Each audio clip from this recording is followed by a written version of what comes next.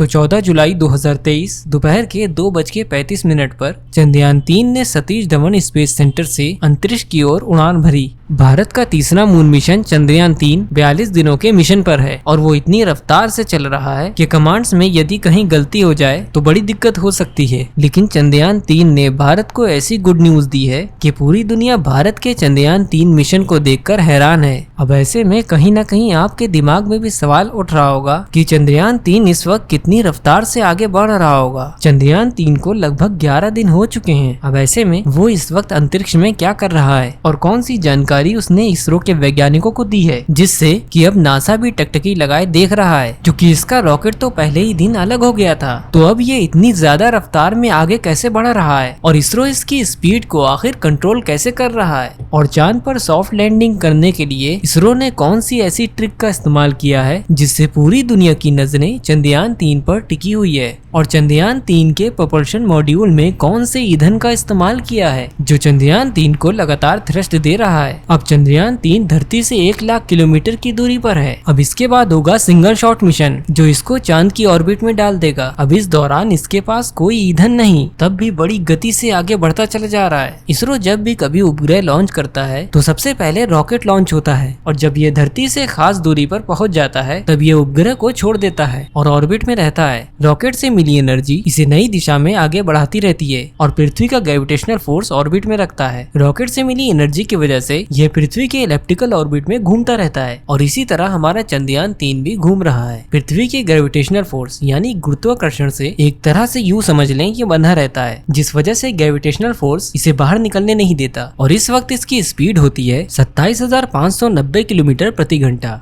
और जो यान दूसरे ग्रहों पे जाते हैं उनको ग्रेविटेशनल फोर्स की कक्षा से बाहर निकलने के लिए बहुत ज्यादा रफ्तार वाले रॉकेट्स की जरूरत होती है। वैसे तो साइंस के रूल्स के अकॉर्डिंग अगर किसी भी चीज को स्पेस यानी अंतरिक्ष में भेजा जाता है तो उसकी स्पीड 11.2 किलोमीटर पर सेकंड या फिर इससे ज्यादा होनी चाहिए, तभी वो पृथ्वी के ग्रेविटेशनल फोर्स से बाहर निकल सकती है और हमेशा के लिए अंतरिक्ष में पहुंच सकती है। और ऐसा करने के लिए रॉकेट की रफ्तार को करीब 40,225 किलोमीटर प्रति घंटे की स्पीड मेंटेन करनी होती है। और आखिर इससे भी बड़ी बात यह है कि रॉकेट को उस ग्रह पे जाने के लिए खास समय पता होना भी जरूरी है। जैसे मंगल और पृथ्वी हर दूसरे साल में एक दूसरे के करीब आते हैं, और इसी दौरान जो लॉन्च विंडो की बात होती है वो ऐसे में काम आती है। और रॉकेट को इस वक्त लॉन्च करने पर ईंधन और समय दोनों की बचत होती है। अब बात करते हैं इसरो के चंद्रयान 3 की, जिसको कड़ी मेहनत के बाद सफलता पूर्वक लॉन्च कर दिया गया। और जो जानकारी अब आपको बताने वाले हैं वो बेहद आपके लिए खास है, क्योंकि चंद्रयान 3 को ले जाने वाले रॉकेट की ऊंचाई 43 मीटर होती है और इसके वजन की बात की जाए तो ये लगभग 642 टन था।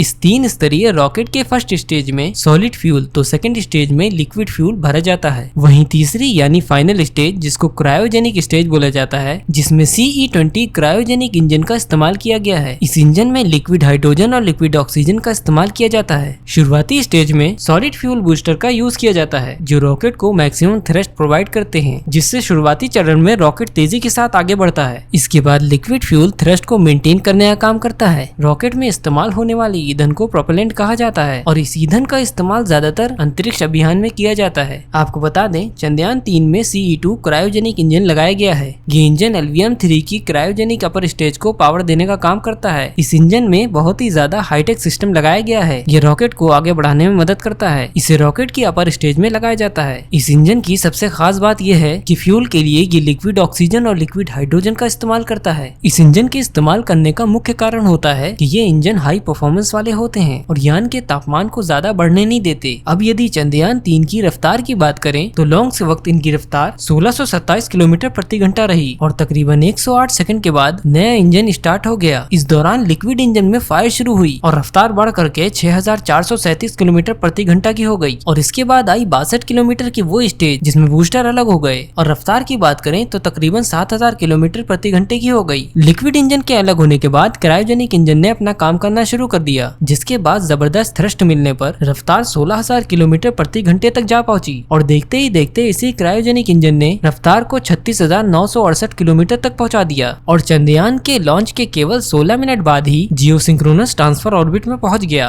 और अब ये धरती की इलेप्टिकल ऑर्बिट में चक्कर लगा रहा है। और चंद्रयान में लगे प्रोपल्शन मॉड्यूल के मैनवर्स के जरिए एलिप्टिकल ऑर्बिट का दायरा बढ़ाया जा रहा है, जो 22 दिन एलिप्टिकल ऑर्बिट में रहने के बाद जैसे ही धरती से 1 लाख किलोमीटर की दूरी पार करेगा, तभी ये चांद की एलिप्टिकल ऑर्बिट में ट्रांसफर हो जाएगा। और ये दिन होगा 31 जुलाई का, जहाँ से ये अंतरिक्ष में सिंगल शॉट मारेगा। 5 या 6 अगस्त को ये मून के ऑर्बिट में एंटर कर जाएगा और इसके बाद ये चंद्रमा के चारों ओर 13 दिनों तक चक्कर लगाता रहेगा। और दोस्तों 25 जुलाई को दोपहर 2 से 3 के बीच एक बहुत बड़ा ऑर्बिट मैन्यूवरिंग करके आगे बढ़ा दिया जाएगा और ये लगभग 1 लाख किलोमीटर के दायरे को पार कर जाएगा। इसरो के वैज्ञानिक चंद्रयान 3 को 1 लाख किलोमीटर के दायरे में इसलिए डालना चाहते हैं ताकि लूनर ट्रांसफर ट्रैजेक्टरी यानी कि चंद्रमा पर जाने वाले रास्ते पर ये जा सके। और इस वक्त इसकी स्पीड 40,320 किलोमीटर प्रति घंटे से ज्यादा होनी चाहिए, क्योंकि धरती के ऑर्बिट यानी ग्रेविटेशनल फील्ड से बाहर जाने के लिए ये स्पीड अचीव करना बहुत ही जरूरी है। और यदि किसी कारण रॉकेट की स्पीड यदि कम रहती है तो हमारी धरती चंद्रयान 3 को वापस से अपनी ओर खींच लेगी और जिस कारण चंद्रयान मिशन फेल हो सकता है। लिहाजा इसरो वैज्ञानिक इंजन को फिर से चालू करेंगे।